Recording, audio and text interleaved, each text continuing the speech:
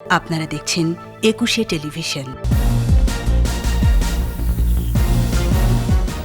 একদিনে করোনা শনাক্তের রেকর্ড 13,768, আরও 220 মৃত্যু। জেলা উপজেলায় সিনোফার্মের টিকাদান শুরু, সকল মহানগরে কাল থেকে মডার্নার ভ্যাকসিন। সড়কে যানবাহনের চাপ, অলিগলিতে জনসমাগম, শিথিল হচ্ছে বিধিনিষেধ, ঈদের পর ফের কঠোর। করোনা মহামারীর মাঝেই বেড়েছে ডেঙ্গুর বিস্তার, রাজধানীতে একদিনে হাসপাতালে ভর্তি 53।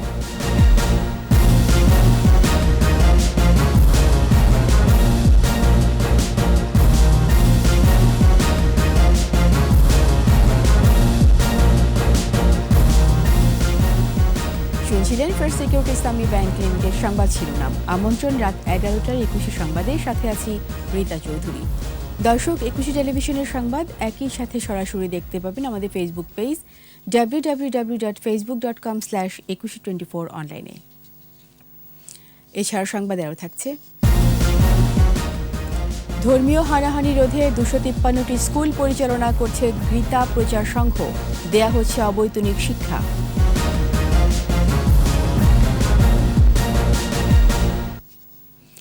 একদিনে করোনা শনাক্তের সব রেকর্ড ছাড়িয়েছে। 24 ঘন্টায় শনাক্ত হয়েছে 13,768 জন।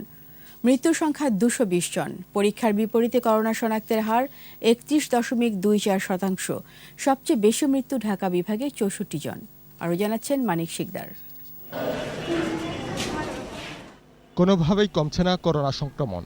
মৃত্যুর রেখাও ঊর্ধ্বমুখী। 11 জুলাই সকাল 8টা থেকে 12 জুলাই সকাল 8টার মধ্যে করোনায় মৃত্যু হয়েছে 220 জনের। এর মধ্যে সর্বোচ্চ মৃত্যুর সংখ্যা ঢাকা বিভাগে 64 জন, খুলনায় 55, চট্টগ্রামে 37 ও রাজশাহী বিভাগে 23 জন মারা গেছে।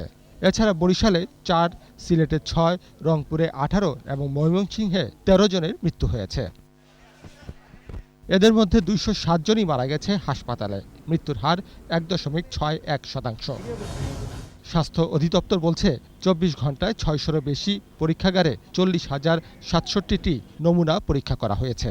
শনাক্ত 13,768। পরীক্ষার বিপরীতে দৈনিক সংক্রমণের হার 31.24%। এ পর্যন্ত মোট করোনা আক্রান্ত হল 10,34,957 জন। একদিনে সুস্থ হয়েছে 7,020 জন। সুস্থতার হার 85.17%। মানিক শিকদার, একুশে টেলিভিশন, ঢাকা। সারা দেশে কমছে না করোনা সংক্রমণ ও মৃত্যুর সংখ্যা। বিভিন্ন জেলা ও হাসপাতালে তথ্য মতে করোনা ও করোনা উপসর্গে এখন পর্যন্ত 22টি জেলায় 171 জনের মৃত্যু হয়েছে। প্রতিনিধিদের সহায়তায় আরও জানাচ্ছেন সমর ইসলাম। বরিশালে করোনা ও উপসর্গ নিয়ে একদিনে সর্বোচ্চ 22 জনের মৃত্যু হয়েছে। এর মধ্যে শেরেবাংলা মেডিকেল কলেজ হাসপাতালে মারা গেছে 19 জন। খুলনায় করোনায় 12 জন ও উপসর্গ নিয়ে 5 জন সহ 17 জনের মৃত্যু হয়েছে। ময়মনসিংহ মেডিকেল কলেজ হাসপাতালে করোনায় 6 জন ও উপসর্গে 11 জন সহ 17 জনের মৃত্যু হয়েছে। নতুন 66 জন সহ করোনা ইউনিটে চিকিৎসাধীন 416 জন। রাজশাহী মেডিকেল কলেজ হাসপাতালের করোনা ইউনিটে একদিনে আরও 14 জন মারা গেছে। এদের মধ্যে করোনায় 6 ও অন্যরা উপসর্গে মারা গেছে। করোনায় চট্টগ্রামে একদিনে মারা গেছে 9 জন। আক্রান্ত হয়েছে 821 জন। পরীক্ষার বিপরীতে শনাক্ত 37.76%। কুষ্টিয়ায় করোনায় 8 ও উপসর্গে 6 জন সহ 14 জনের মৃত্যু হয়েছে। চুয়াডাঙ্গায় করোনা ও করোনা উপসর্গ নিয়ে আরও 7 জন মারা গেছে। সাতক্ষীরায় করোনা ও উপসর্গ নিয়ে 6 জনের মৃত্যু হয়েছে। নতুন করে আক্রান্ত হয়েছে আরও 32 জন। টাঙ্গাইলে করোনা ও উপসর্গে 9 জনের মৃত্যু হয়েছে। নতুন আক্রান্ত 208 জন। ঝিনাইদহে মারা গেছে 6 জন। নতুন করে আক্রান্ত 90 জন। বগুড়ায় করোনায় 8 জনের মৃত্যু হয়েছে। নতুন আক্রান্ত 327 জন। করোনায় নাটোরে 6 ও উপসর্গে 1 জনের মৃত্যু হয়েছে। করোনায় সিলেটে মারা গেছে 5 জন। এছাড়া যশোরে 12, দিনাজপুরে 4, রংপুরে 9, নীলফামারীতে 1, জয়পুরহাটে 3, গাজীপুরে 2, কিশোরগঞ্জে 2, সুনামগঞ্জে 2, শেরপুরে 2, ঠাকুরগাঁওয়ে 2 ও হিলিতে 1 জনের মৃত্যু হয়েছে। সমর ইসলাম, একুশে টেলিভিশন। সংক্রমণ রোধে দেশের জেলা উপজেলায় হাসপাতালগুলোতে চীনের সিনোফার্মের টিকা দেওয়া শুরু হয়েছে। দীর্ঘ লাইনে দাঁড়িয়ে টিকা নিচ্ছেন সবাই, তবে ভিড় সামাল দিতে হিমশিম অবস্থা, মানা হচ্ছে না স্বাস্থ্যবিধি। আর কাল থেকে সিটি কর্পোরেশনের হাসপাতালগুলোতে দেয়া হবে মডার্নার টিকা। সহকর্মীদের সহায়তায় বিস্তারিত জানাচ্ছেন স্মৃতি মণ্ডল। সারা দেশেই বাড়ছে করোনা সংক্রমণ। ভ্যাকসিন নিয়ে বিভিন্ন মহলে নানা ভ্রান্তি থাকলেও সময়ের সাথে পাল্টে গেছে সেই চিত্র। করোনা প্রতিরোধে টিকা নেয়ার ক্ষেত্রে বেড়েছে আগ্রহ। লাইনে দাঁড়িয়ে দীর্ঘ অপেক্ষার এই চিত্রই বলে দেয় সেই কথা। নাটোর সদর হাসপাতালে টিকা দিতে আসেন অসংখ্য মানুষ। জেলায় পৌঁছেছে সিনোফার্মের 26,000 ভ্যাকসিন। প্রথম দিনে মেসেজ পাওয়া 500 জনকে টিকা দেয়া হচ্ছে। ঝিনাইদহে সিনোফার্মের 27,200 টিকা পৌঁছেছে। সদর হাসপাতালে সকাল থেকেই উপচে পড়া ভিড়। টিকা দিতে পেরে খুশি নিবন্ধনকারীরা। বাগেরহাটে টিকা নিতে আসা মানুষের ভিড় সামাল দিতে হিমশিম অবস্থা স্বেচ্ছাসেবকদের। উপেক্ষিত হচ্ছে স্বাস্থ্যবিধি। প্রতিদিন 400 মানুষকে টিকা দেওয়ার সক্ষমতা রয়েছে বলে জানিয়েছেন সিভিল সার্জন। এভাবে ভিড় করার কোনো প্রয়োজন নাই। আপনারা আপনাদের নির্ধারিত মেসেজ পেয়ে আসেন, তাহলে আপনারাও সুন্দরভাবে ভ্যাকসিন নিতে পারবেন এবং আমরাও সুন্দরভাবে ভ্যাকসিন দিতে পারবো। নেত্রকোনার 10 উপজেলায় 39,200 ডোজ টিকা দেয়া হবে। নিবন্ধনকারী, শিক্ষার্থী সহ সাধারণ নাগরিকরা পাবেন টিকা। অতিসদ্য যে কোনো ব্যক্তি এবং অন্যান্য ফ্রন্টলাইনার যারা এবং অন্যান্য উদ্দিষ্ট জনগোষ্ঠীর মাঝে ডিস্ট্রিবিউট করার জন্য আমাদের কাছে নির্দেশ দেওয়া হয়েছে। রাজশাহী, বগুড়া, মৌলভীবাজার ও জয়পুরহাটে টিকার জন্য সকাল থেকেই বিভিন্ন কেন্দ্রে মানুষের ভিড়। নারী পুরুষ সকলেই নিচ্ছেন টিকা। সুরক্ষা অ্যাপের মাধ্যমে 35 বছর হলেই টিকার জন্য নিবন্ধন করা যাবে। নিবন্ধন ছাড়া কাউকেই টিকা দেয়া হবে না বলে স্পষ্ট জানিয়েছে স্বাস্থ্য অধিদপ্তর। স্মৃতি মণ্ডল, একুশে টেলিভিশন, ঢাকা। রাজধানীতে লকডাউনের কঠোরতা অনেকটাই শিথিল। বেড়েছে গাড়ি ও মানুষের চলাচল। বিভিন্ন স্থানে ঢিলে ঢালা চেকপোস্টের কার্যক্রম। তবে যেসব জায়গায় চেকপোস্ট বসেছে সেখানে নিয়ম ভঙ্গকারীদের বিরুদ্ধে নেওয়া হয়েছে আইনগত ব্যবস্থা। দীপু শিকদারের রিপোর্ট। সকাল থেকে বেলা বাড়ার সঙ্গে সঙ্গে রাজধানী জুড়ে বেড়েছে যান চলাচল। একই সঙ্গে রাস্তায় নেমেছে মানুষ। তাদের প্রত্যেকেরই নানান অজুহাত। লকডাউনে বেরিয়েছেন কেন? লকডাউনে বেরিয়েছে, অফিস যাওয়া লাগবে, যাবো না। আসলে আমরা তো বেসরকারি জব করি, আমাদেরকে তো বের হতেই হবে। আসতে ফুরে আছে আমার বাইরা ভাই, উনি এই জন্য ওনাকে, গাড়ি নেই তো আজকে, ওনার গাড়ি যায় নাই, এই জন্য ওনাকে একটু পৌঁছাইতেছি। অন্যান্য দিনের মতো নগরী জুড়ে চোখে পড়েনি চেকপোস্ট। তুলনামূলক কম ছিল আইন শৃঙ্খলা রক্ষাকারী বাহিনীর তৎপরতা। তবে কিছু জায়গায় তৎপর ছিল সেনাবাহিনী। চেকপোস্টে জেরা করা হয় যানবাহনে থাকা লোকজনকে। গাড়ি ঘোড়া চলাচল একটু বেশি হচ্ছে। আইডেন্টিটি কার্ড দেখিয়ে বা অ্যাপয়েন্টমেন্ট লেটার দেখে বা ডক্টর বা ব্যাংকের কোনো কাগজপত্র দেখে বের হচ্ছে, সেই অনুযায়ী আমরা ছেড়ে দিচ্ছি। যদি দেখছি যে না, যথাযথ কারণ নিয়ে বের হচ্ছেন না এবং আমাদের সাথে মিথ্যা কথা বলছেন বা কোনো ধরনের উদাহরণ দিচ্ছেন যে না, এরকম আমরা রিলেট করতে পারছি যে অ্যাকচুয়ালি তাদের কোনো পারপাস নেই, সেই অনুযায়ী আমরা আইনগত ব্যবস্থা নিচ্ছি। একইভাবে কমেছে পুলিশি তৎপরতা। চেকপোস্টের সংখ্যাও কম, তবে নিয়ম ভঙ্গকারী ব্যক্তি ও যানবাহনের বিরুদ্ধে নেওয়া হয়েছে ব্যবস্থা। আমরা কিন্তু প্রত্যেকটা গাড়ি থামাচ্ছি, চেক করছি, জিজ্ঞাসাবাদ করছি। অনেকে যৌক্তিক কারণ প্রদর্শন করতে পারছে, তাদেরকে আমরা যেতে দিচ্ছি। আর যারা যৌক্তিক কারণ প্রদর্শন করতে পারছে না এবং বিভিন্ন জরুরি সেবামূলক প্রতিষ্ঠানের স্টিকারকে মিসইউজ করছে, তাদের বিরুদ্ধে আমরা আইনানুগ ব্যবস্থা নিচ্ছি। ঈদের আগে লকডাউনের কঠোরতা রক্ষা করতে হিমশিম খেতে হচ্ছে আইন শৃঙ্খলা রক্ষাকারী বাহিনীকে। দীপু শিকদার, একুশে টেলিভিশন, ঢাকা। এদিকে প্রশাসনের তৎপরতা সত্ত্বেও দেশব্যাপী সর্বাত্মক লকডাউনে মানা হচ্ছে না বিধিনিষেধ। সড়কে বেড়েছে জনসাধারণের উপস্থিতি ও যানবাহন। রাজশাহীতে বেড়েছে মানুষের চলাচল। মাঠে রয়েছে সেনা, বিজিবি, আনসার ও 22টি ভ্রাম্যমাণ আদালত। ময়মনসিংহের প্রশাসনের নজরদারি পরও অনেকেই মানছে না স্বাস্থ্যবিধি। নগরীতে যানবাহনের সাথে বেড়েছে সাধারণ মানুষের আনাগোনা। ঝিনাইদহে হাট বাজারে উপচে পড়া ভিড়। সড়ক, মহাসড়কে বেড়েছে মানুষের উপস্থিতি। নাটোরে বিভিন্ন হাট বাজারে মানুষের উপস্থিতি ঠেকাতে হিমশিম খাচ্ছেন আইন শৃঙ্খলা বাহিনী। হিলিতে ঢিলেঢালাভাবে চলছে লকডাউন।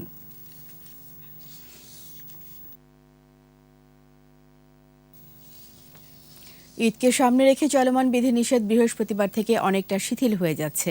স্বরাষ্ট্রমন্ত্রী আসাদুজ্জামান খান কামাল জানিয়েছেন, স্বাস্থ্যবিধি মেনে গণপরিবহন, দোকানপাট খুলে দেওয়া হতে পারে। 15 জুলাই থেকে রাজধানীতে বসবে কোরবানির পশুর হাট। সবকিছু চিন্তা ভাবনা করেই সরকার জীবিকা এবং জীবনের তাগিদে যেগুলি প্রয়োজন সেইগুলোর মাথায় রেখেই যা কিছু করার নির্দেশনা আপনারা শুনতে পাবেন। এখন আপনারা যা শুনছেন এটা আমি আর এই সম্বন্ধে কিছু বলতে চাই না। এটা আপনারা যথাসময়ে যার মাধ্যমে পাবেন। এদিকে 15 জুলাই থেকে অর্ধেক আসন ফাঁকা রেখে যাত্রীবাহী ট্রেন চলাচল শুরু হবে বলে জানিয়েছে রেলপথ মন্ত্রণালয়। আর অনলাইন টিকিট বিক্রি শুরু হবে মঙ্গলবার। চলমান লকডাউন 22 জুলাই পর্যন্ত শিথিলের ঘোষণার পর ট্রেন চালুর এই সিদ্ধান্ত আসলো। তবে কতটি ট্রেন কোন রুটে চলবে তা পরে জানানো হবে। মঙ্গলবার বিকেল থেকে টিকিট বিক্রি শুরু হবে। টিকিট শুধু অনলাইনে পাওয়া যাবে। কাউন্টারে কোনো টিকিট দেওয়া হবে না। করোনার সংক্রমণ বাড়াতে থাকায় 22 জুন থেকে যাত্রীবাহী ট্রেন চলাচল বন্ধ ঘোষণা করা হয়।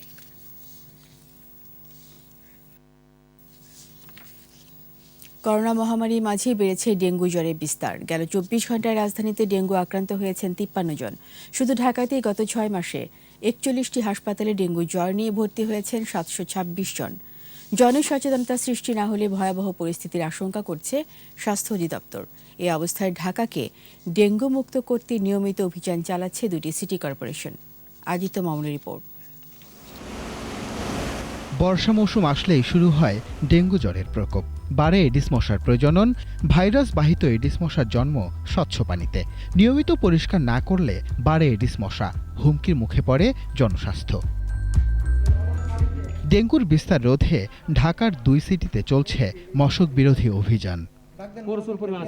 পুরান ঢাকার পরিত্যক্ত ওই ট্যানারিতে মিলেছে এডিস মশার লার্ভা। টায়ার, ফুলের টব, নর্দমায় জমে থাকা পানিতে শুধুই লার্ভা। জরিমানা করা হয় কারখানার মালিককে। ডেঙ্গু আক্রান্ত হয়ে একজন ব্যক্তি যদি মারা যান, তার জীবনের মূল্য কিন্তু এই জরিমানা দিয়ে হবে না। তো সেক্ষেত্রে দায় এড়াতে পারেন না। আমি মনে করি নগরবাসীকে দায়িত্বশীল হতে হবে। তবে মহামারী করোনার মাঝে ডেঙ্গুর বিস্তার বেড়ে যাওয়ায় রাজধানীর হাসপাতালগুলো প্রস্তুত বলে জানান সোহরাওয়ার্দী হাসপাতালের পরিচালক। যে ডেঙ্গু এবং চিকুনগুনিয়া এই সময়টা বৃদ্ধি পেতে পারে, আমাদের প্রস্তুতি সেভাবে আছে। 24 ঘন্টায় ডেঙ্গু আক্রান্ত হয়ে হাসপাতালে ভর্তি 53 জন। এই মুহূর্তে রাজধানীর 41টি হাসপাতালে ভর্তি আছেন 189 জন, ঢাকার বাইরে 1 জন। জনস্বাস্থ্য ইনস্টিটিউটের কনজিবল ডিজিজ কন্ট্রোলের সহকারী পরিচালক জানান, এখনই নজর না দিলে ভয়াবহ ঝুঁকিতে পড়তে পারে জনস্বাস্থ্য। এই মশাটি কিন্তু যখন একটি আক্রান্ত মানুষকে কামড় দিয়ে একাধিক মানুষকে আক্রান্ত করতে পারে, কারণ এ কিন্তু পূর্ণাঙ্গভাবে রক্তটা চুষে নেয় না, অল্প একটু রক্ত চুষে সে আরেকজন মানুষকে বাইট করে। এখন লক্ষ্য রাখতে হবে আমরা যেন আক্রান্ত না হই। ডেঙ্গু আক্রান্ত হলে অস্থির না হয়ে প্রাথমিক চিকিৎসা নেওয়ার পরামর্শ জনস্বাস্থ্যবিদদের। অনেক রোগীরা দেখা যাচ্ছে বাড়িতেই শুধু প্যারাসিটামল খেয়ে চিকিৎসা নিচ্ছেন এবং এটি উত্তম। আদিত্য মামুন, 21 টেলিভিশন, ঢাকা। নিচ্ছি সংবাদ বিরতি। যখন ফিরছি তখন অন্যান্য খবরের সঙ্গে আরও থাকবে। রেশন কার্ডে বিনামূল্যে খাদ্য সামগ্রী দিচ্ছে যুবলীগ। পরিবার প্রতি পাচ্ছে 7 দিনের নিত্যপণ্য। 2 জঙ্গি 5 দিন করে রিমান্ডে। আইন শৃঙ্খলা বাহিনীর ওপর হামলাই ছিল মূল লক্ষ্য, বলছে সিটিটিসি। আবার আমন্ত্রণ রাত 11টার 21 সংবাদে।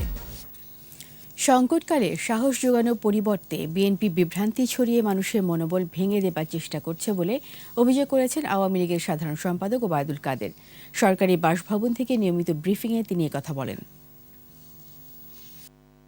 ভাইরাস দলমত চিনে না, তাই বিএনপি নেতাদের বলতে চাই, বিষোদ্গার আর সমালোচনার বৃত্ত থেকে বেরিয়ে এসে মানুষের পাশে দাঁড়ান।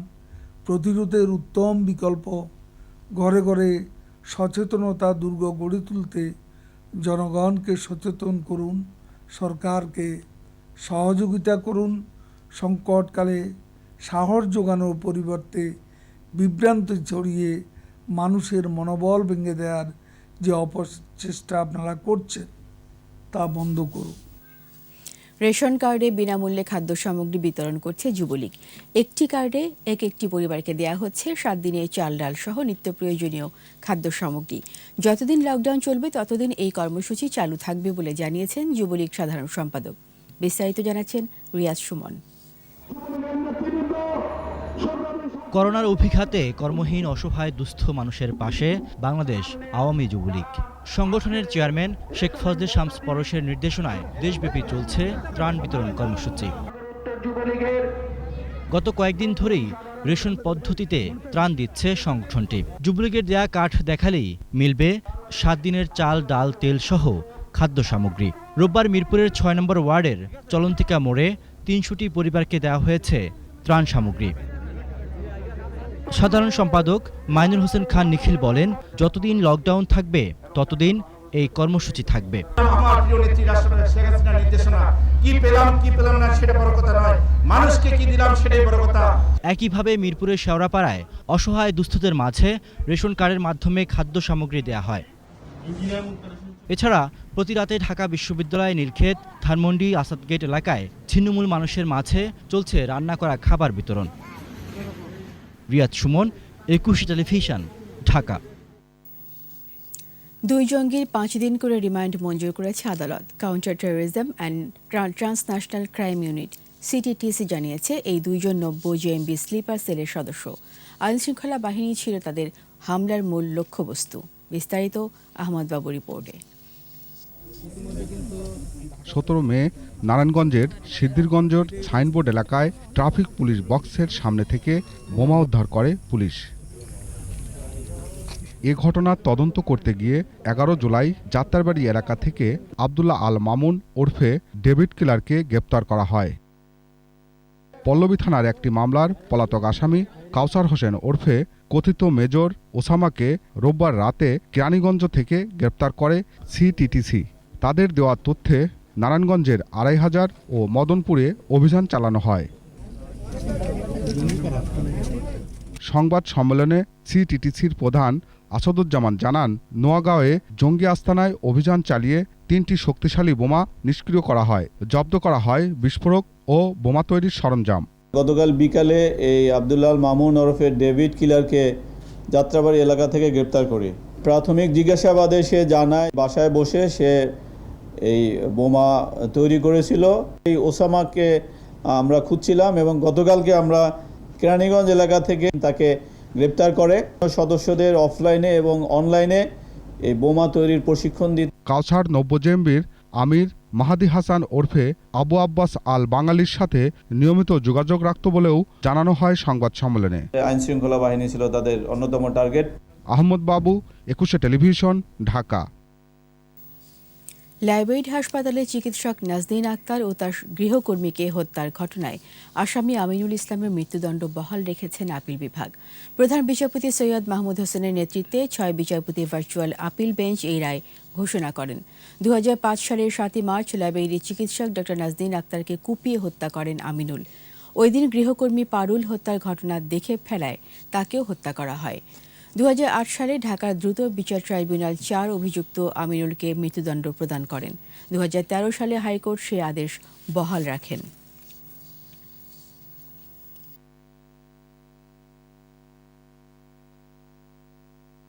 ট্রায়াল কোর্ট 29/5/2008 তারিখে তাকে মৃত্যুদণ্ড দেয় এবং হাইকোর্ট সে মৃত্যুদণ্ড বহাল রাখে 10/10/2013 তারিখে।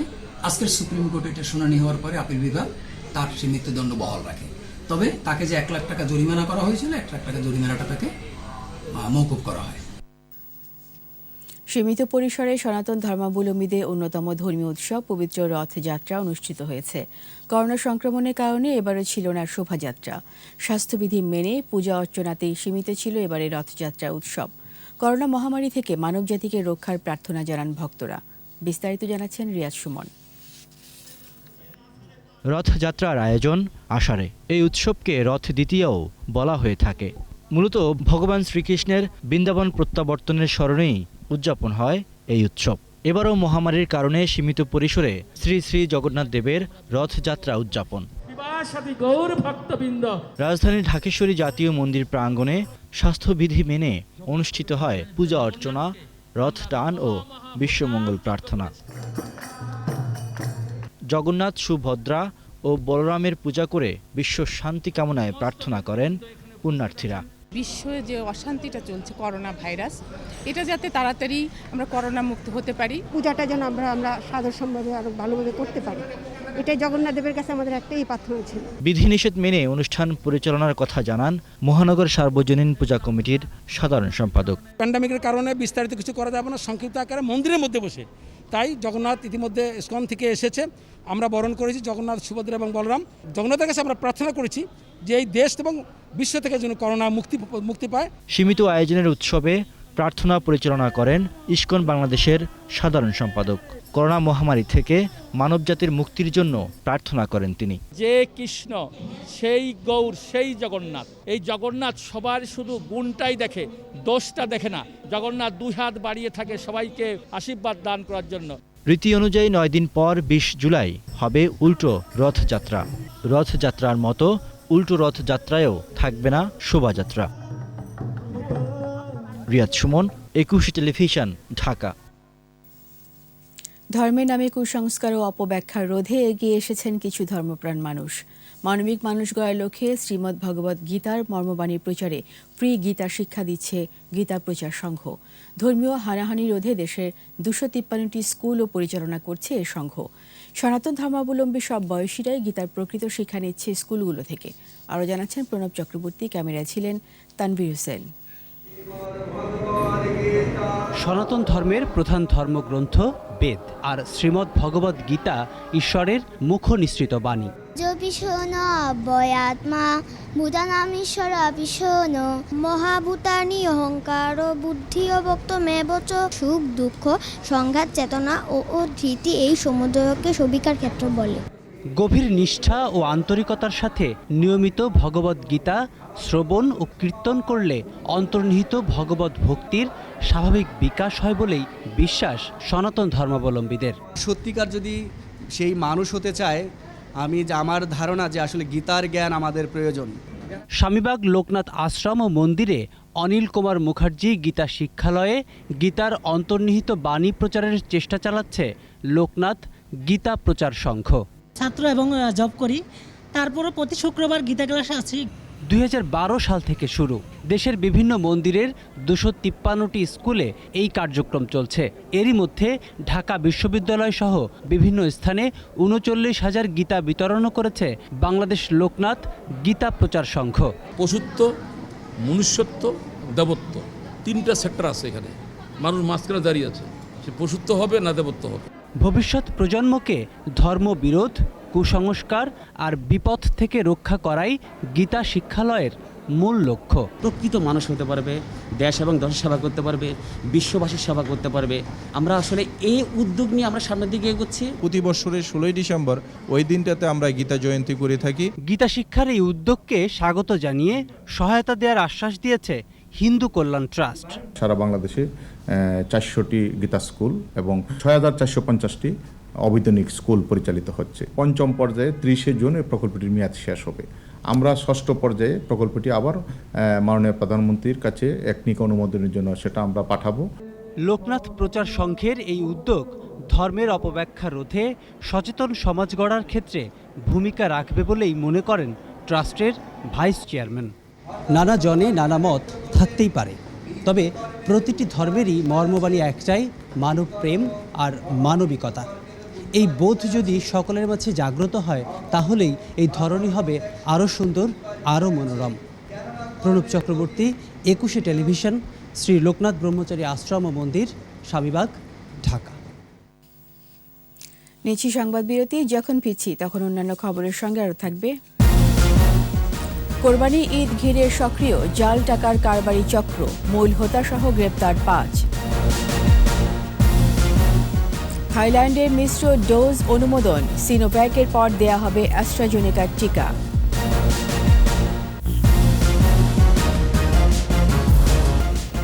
আবার আমন্ত্রণ রাত 11টায় 21শে সংবাদে। বাংলাদেশের আশ্রয় নেওয়া রোহিঙ্গাদের নিজ দেশে দ্রুত পুনর্বাসনে আহ্বান জানিয়ে জাতিসংঘ মানবাধিকার পরিষদে সর্বসম্মত প্রস্তাব দেওয়া হয়েছে। পরিষদের অধিবেশনে বাংলাদেশের উদ্যোগে ওআইসি তার সকল সদস্য রাষ্ট্রের পক্ষে প্রস্তাবটি উত্থাপন করে। প্রস্তাবে বাস্তুচ্যুত রোহিঙ্গাদের আশ্রয় দেওয়ার জন্য বাংলাদেশের প্রশংসা করা হয়। একই সাথে 4 বছরের প্রত্যাবাসন প্রক্রিয়া শুরু না হওয়া উদ্বেগ প্রকাশ করে বলা হয়, মিয়ানমার সরকারের অসহযোগিতা ও অনীহার কারণে রোহিঙ্গা নিজ দেশে ফিরে যেতে পারছে না। 2017 সালে রোহিঙ্গারা বাংলাদেশে প্রবেশের পর জাতিসংঘে বাংলাদেশের স্থায়ী মিশনের কূটনৈতিক প্রচেষ্টায় এই প্রথম কোনো প্রস্তাব বিনা ভোটে গৃহীত হলো।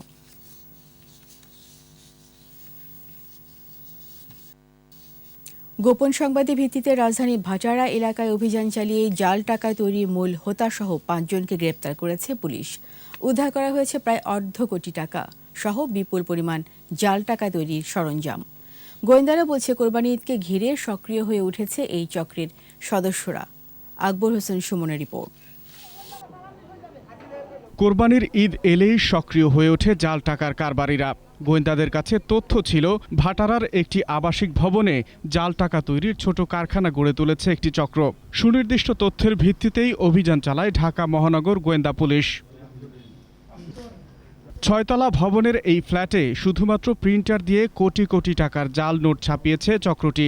স্বামী স্ত্রী মিলে গত 10 বছর ধরে এই কাজ করছে তারা।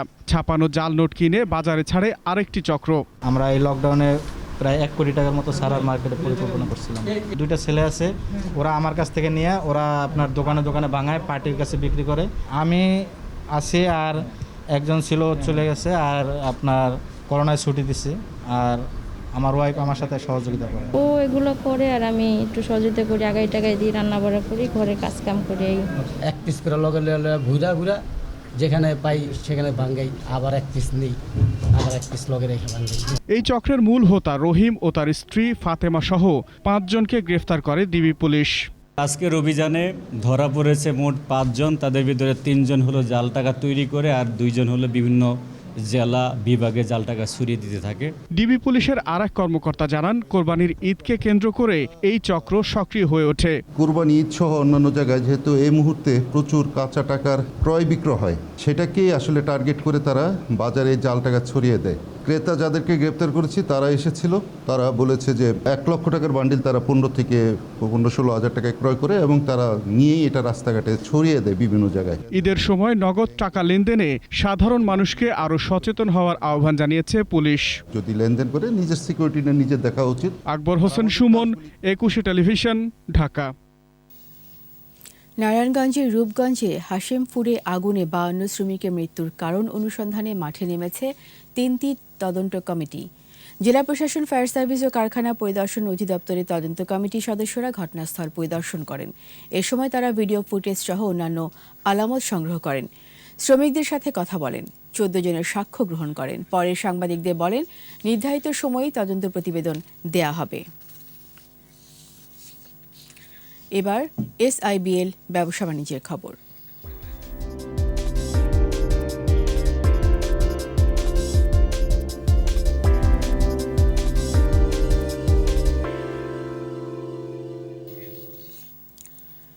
প্রিমিয়ার ব্যাংকের অর্ধবার্ষিক ব্যবসায়িক সম্মেলন 2021 ভার্চুয়াল প্ল্যাটফর্মে হয়েছে। এতে যোগ দেন ব্যাংকের পরিচালনা পর্ষদের চেয়ারম্যান ডক্টর HBM ইকবাল। তিনি পূর্ণ লক্ষ্যমাত্রা অর্জনে ব্যবসা উন্নয়নের কলাকৌশল এবং চ্যালেঞ্জের উপর দেন। অনুষ্ঠানে উপস্থিত ছিলেন পরিচালনা পর্ষদের সদস্য আব্দুল সালাম মুর্শেদি, উপদেষ্টা মোহাম্মদ আলী, ব্যবস্থাপনা পরিচালক ও CEO M রিয়াজুল করিম সহ ঊর্ধ্বতন নির্বাহীরা।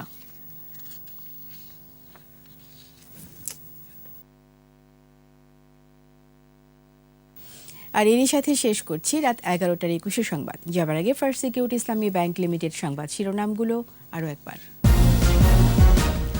একদিনে করোনা শনাক্তের রেকর্ড 13,768, আরও 220 মৃত্যু।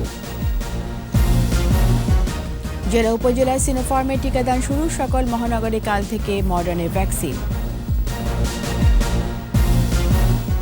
সড়কে যানবাহনের চাপ, অলিগলিতে জনসমাগম, শিথিল হচ্ছে বিধিনিষেধ, ঈদের পর ফের কঠোর।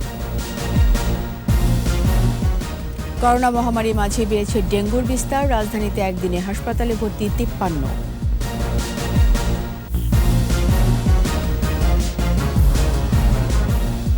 সবশেষ খবর জানতে ডায়াল করুন 2021 নম্বরে, আর ভিজিট করুন 21-tv.com ওয়েবসাইটে। এছাড়া ফেসবুকে লগ ইন করতে পারেন facebook.com/2124 অনলাইনে। পরের সংবাদ রাত 1টায় দেখার আমন্ত্রণ রইল। স্বাস্থ্যবিধি মেনে চলুন, সুস্থ থাকুন। ধন্যবাদ।